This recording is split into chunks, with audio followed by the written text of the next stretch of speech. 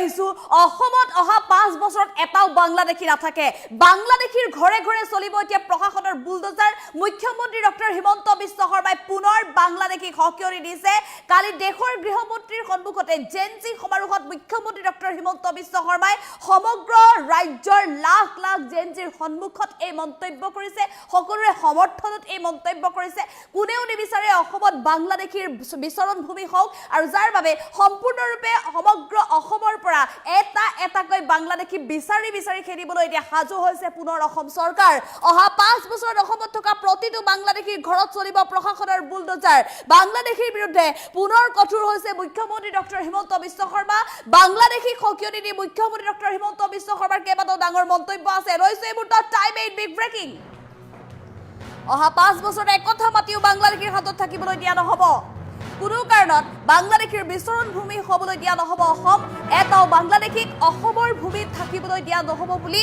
মুখ্যমন্ত্ৰী ডক্টৰ হিমন্ত বিশ্ব শৰ্মাই পুনৰ বাংলাদেশীক দিলে হকিয়নি এই অসমত কোনো বাংলাদেশীক ৰঙা পিৰা পাৰি দিয়া নহব অবৈধ নাগৰিকক কোনো কাৰণত থাকিবলৈ দিয়া নহব এটাও বাংলাদেশীৰ বিচৰণ ভূমি হ'বলৈ নিদিও বুলি পুনৰ কঠোৰ হৈছে মুখ্যমন্ত্ৰী ডক্টৰ হিমন্ত বিশ্ব শৰ্মা অবৈধ বাংলাদেশীৰ বিৰুদ্ধে বুলডোজাৰ লগাই সকলো বাংলাদেশীৰ ঘৰ ভাঙি দিয়া হ'ব বুলি মন্তব্য কৰিছে অসমৰ ফালে ৰঙা চকু দেখুৱালে কাকো সহ্য কৰা নহব অসমৰ ভূমিৰ বাবে সকলো কৰিবলৈ সাজু আছে মুখ্যমন্ত্ৰী গৰাকী কোনো কাৰণত বাংলাদেশীৰ ওচৰত আত্মসমৰ্পণ নকৰে অসমে বাংলাদেশী মুক্ত এখন নতুন অসম গঢ়ি ভাৰতৰ ভিতৰত সৰ্বশ্ৰেষ্ঠ ৰাজ্য হিচাপে অসমক গঢ়ি তোলা হ'ব দেশৰ গৃহমন্ত্ৰীৰ সন্মুখত জেনজিৰ সমাৰোহত বাংলাদেশীক হকিয়নি দি পুনৰ কঠোৰ হৈছে মুখ্যমন্ত্ৰী ডক্টৰ হিমন্ত বিশ্ব শৰ্মা আৰু মুখ্যমন্ত্ৰী ডক্টৰ হিমন্ত বিশ্ব শৰ্মা এই মন্তব্যক লৈ এতিয়া প্ৰতিগৰাকী জেনজিৰ সমৰ্থন দেখিবলৈ পোৱা গৈছে প্ৰতিগৰাকী যুৱ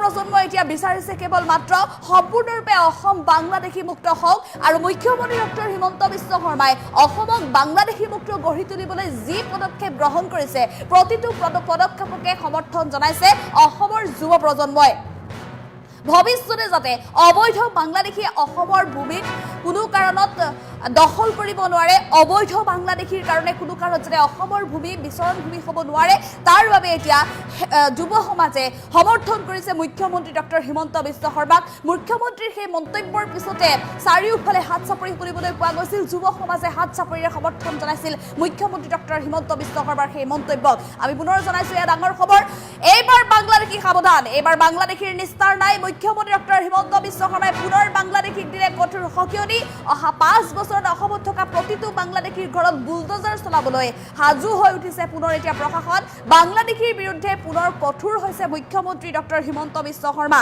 দেশৰ গৃহমন্ত্ৰীৰ সন্মুখতে এই মন্তব্য কৰিছে বাংলাদেশী মুক্ত অসম গঢ়াৰ প্ৰতিশ্ৰুতি দিছে ৰাজ্যবাসীক মুখ্যমন্ত্ৰী ডক্টৰ হিমন্ত বিশ্ব শৰ্মাই আৰু এই সন্দৰ্ভত মুখ্যমন্ত্ৰীগৰাকীৰ মন্তব্য আছে আমি মন্তব্য আগবঢ়াবলৈ চেষ্টা কৰিম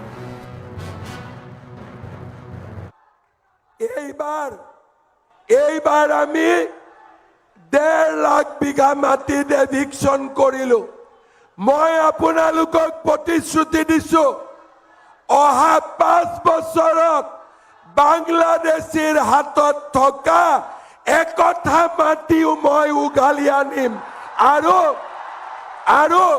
কোনো অবৈধ বাংলাদেশীক আৰু আমাৰ মাতৃভূমিৰ মাটি আমি দখল কৰিবলৈ নিদিওঁ এইখন অসমত কোনো বাংলাদেশীয়ে আমাৰ মাটি আৰু দখল কৰিব নোৱাৰিব এয়া মোৰ প্ৰতিশ্ৰুতি বিজেপিৰ প্ৰতিশ্ৰুতি কৰবাত যদি এবিঘা মাটিও দখল কৰি আছে তাকো আমি কাঢ়ি আনিম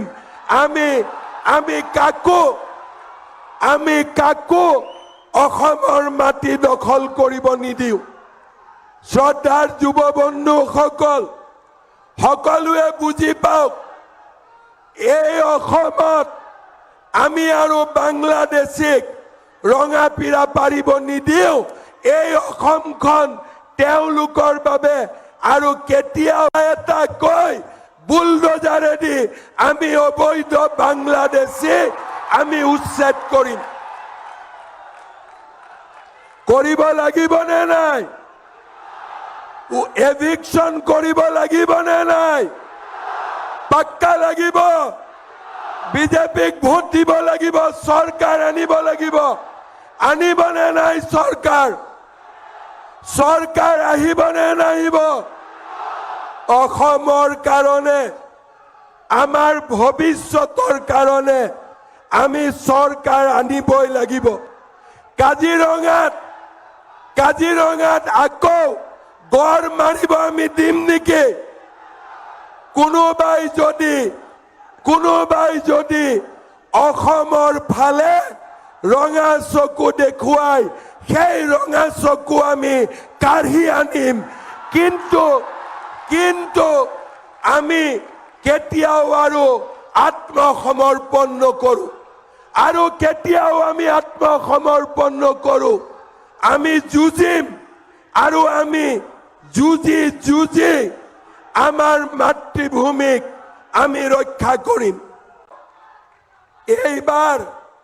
এইবাৰ আমি 1.5 লাখ বিঘা মাটিত এভিকশন কৰিলো। মই আপোনালোকক প্ৰতিশ্ৰুতি দিছো, অহা 5 বছৰত বাংলাদেশীৰ হাতত থকা একঠা মাটিও মই উঘালি আনিম আৰু কোনো অবৈধ বাংলাদেশীক আৰু আমাৰ মাতৃভূমিৰ মাটি আমি দখল কৰিবলৈ নিদিওঁ। এইখন অসমত কোনো বাংলাদেশীয়ে আমাৰ মাটি আৰু দখল কৰিব নোৱাৰিব। এয়া মোৰ প্ৰতিশ্ৰুতি, বিজেপিৰ প্ৰতিশ্ৰুতি। কৰবাত যদি এবিঘা মাটিও দখল কৰি আছে, তাকো আমি কাঢ়ি আনিম। আমি কাকো অসমৰ মাটি দখল কৰিব নিদিওঁ।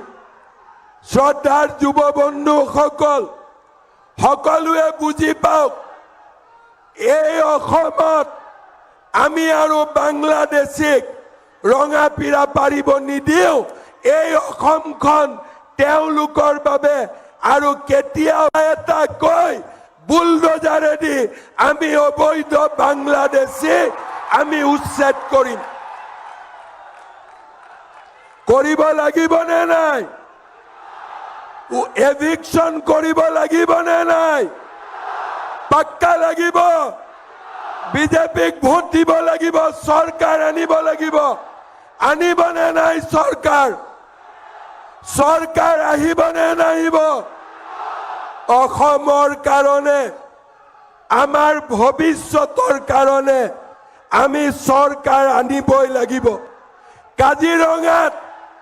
কাজিৰঙাত আকৌ গড় মাৰিব আমি দিম নেকি? কোনোবাই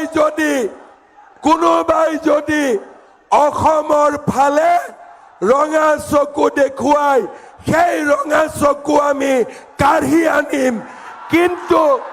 কিন্তু আমি কেতিয়াও আৰু আত্মসমৰ্পণ নকৰো, আমি যুঁজিম আৰু আমি যুঁজি আমাৰ মাতৃভূমি